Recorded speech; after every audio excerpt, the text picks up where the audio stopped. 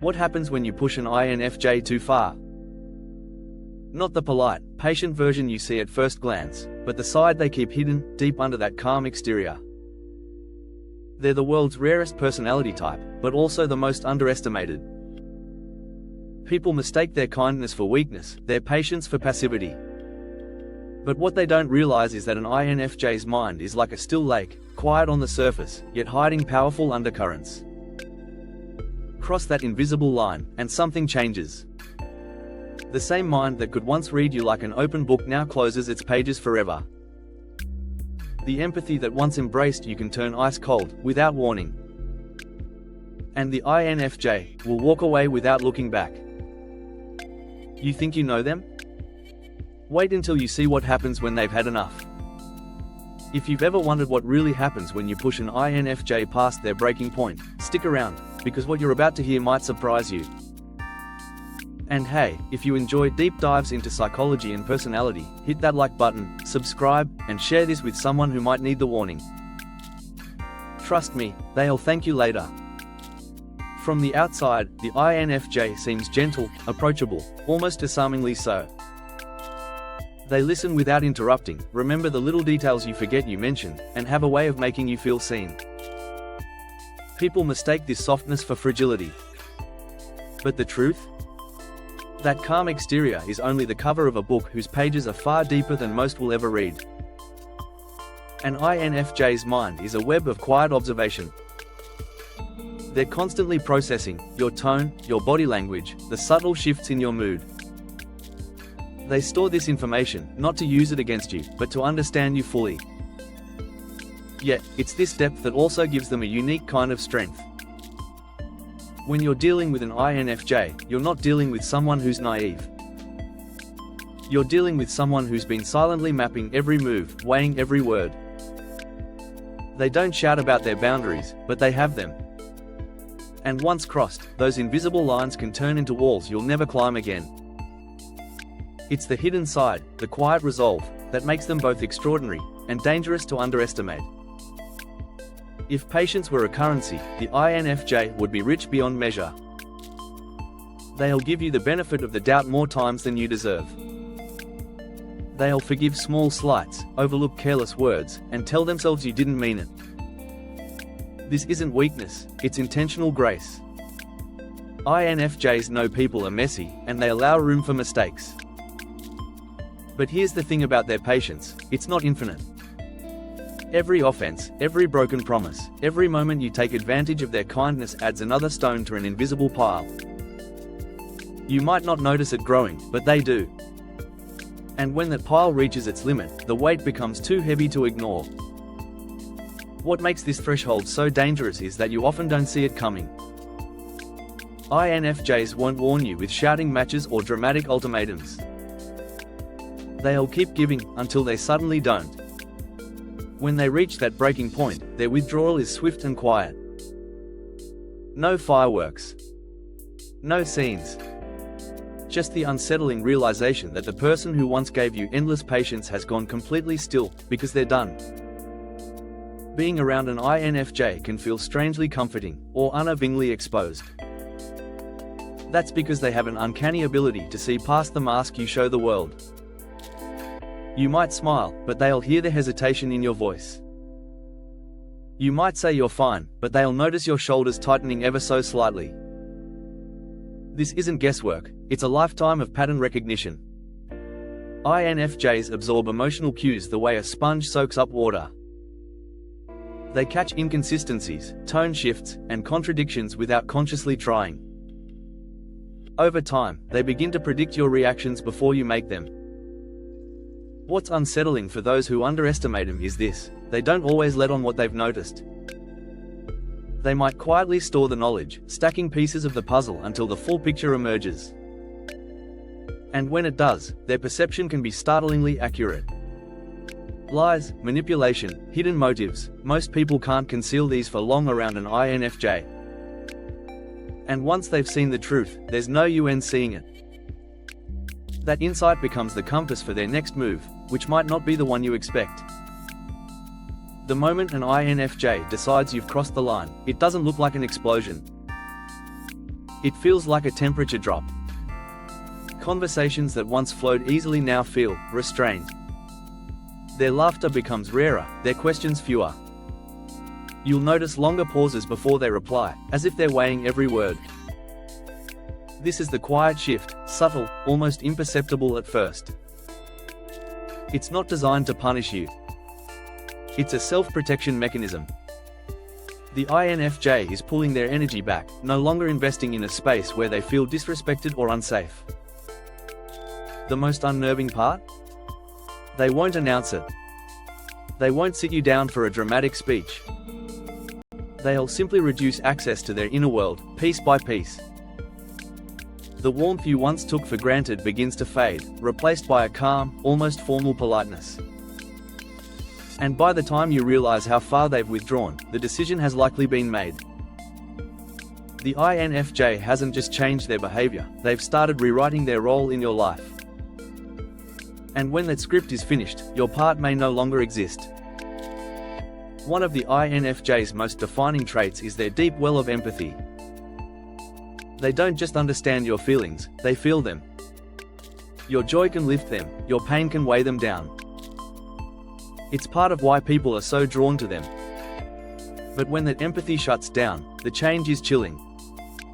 This isn't about spite or cruelty. It's about survival.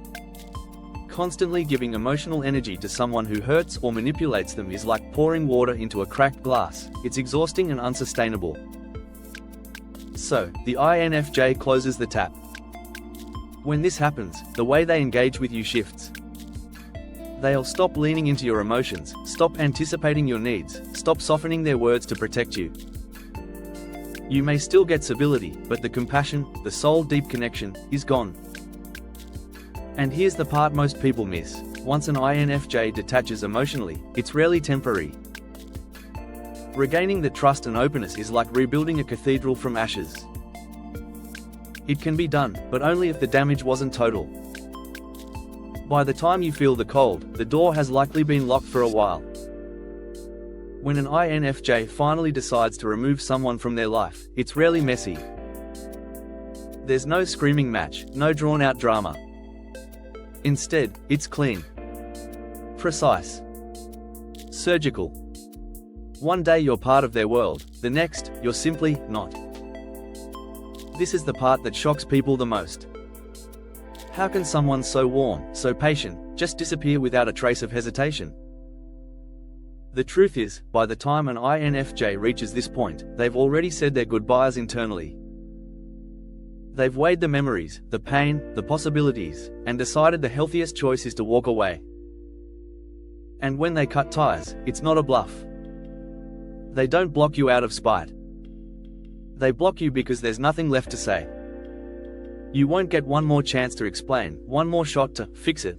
The door isn't just closed, it's bricked over. To outsiders, it can seem cold. But to the INFJ, it's an act of self-respect. They're choosing peace over chaos, clarity over confusion. And once that choice is made, there's no return trip. When someone wrongs an INFJ, outsiders might expect retaliation, a cutting remark, a plan to get even, but that's not their style. INFJs know that revenge drags you into the same mud as the person who hurt you. And they'd rather walk away clean. Their version of revenge is far quieter and far more lasting. They remove themselves entirely, taking all the empathy, insight, and support they once gave you.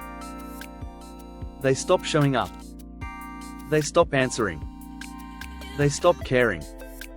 For many people, that absence hurts more than any dramatic confrontation ever could. The silence becomes a mirror, forcing them to face their own actions without distraction. INFJs understand that the best way to win is not to fight, but to deprive the opponent of the battle they're looking for. They know that time, and the weight of regret, can be a sharper punishment than anything they could deliver. And while you're left wondering what happened, they're already moving forward, free from the mess you created. That's not just maturity, it's their version of justice. Losing an INFJ's trust is often a crash course in respect, one most people didn't realize they needed. When they finally step back, it forces you to reconsider not just how you treated them, but how you treat people in general.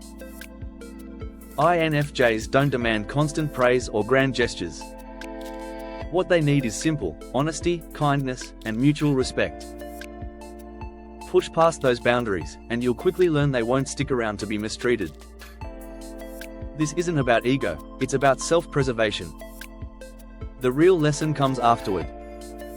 Without their steady presence, you start to notice the subtle things you took for granted: their listening ear, their thoughtful advice, their ability to sense when something was wrong before you even spoke. You realize that respect isn't about avoiding conflict, it's about valuing the connection enough to handle it with care. For those who are paying attention, the loss of an INFJ becomes a turning point. You can either grow from it, or repeat the same mistakes with someone else. And if it's the latter, chances are, the cycle will only get lonelier.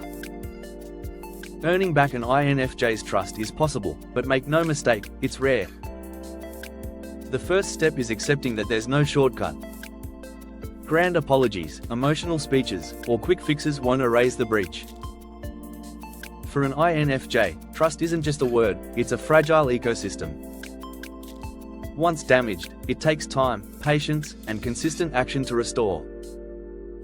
You'll need to show, not just tell, that you've changed.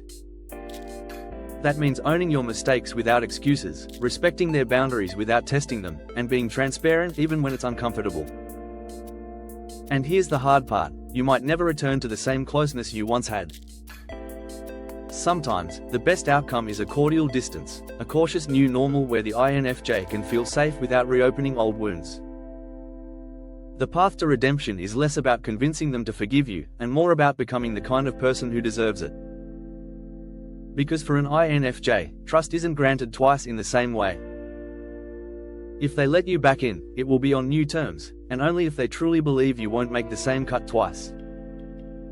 Testing an INFJ is like tugging at the threads of a tapestry. You might think it's harmless, but you risk unraveling something irreplaceable. They are rare, not just in personality type, but in the depth of care, loyalty, and insight they offer. Once you lose that, you can't simply find another one. The danger in testing them lies in their quiet decisiveness.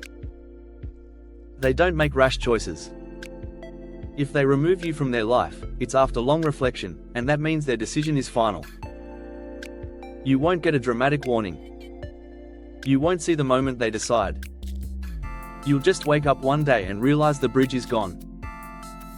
INFJs give deeply, but they also protect themselves fiercely. Respect their boundaries, value their trust, and never assume their patience is endless. Because when you test an INFJ, you're not just gambling with a friendship or relationship, you're gambling with something far rarer, a connection that might have been one of the most genuine you'd ever have. And once it's gone, it stays gone.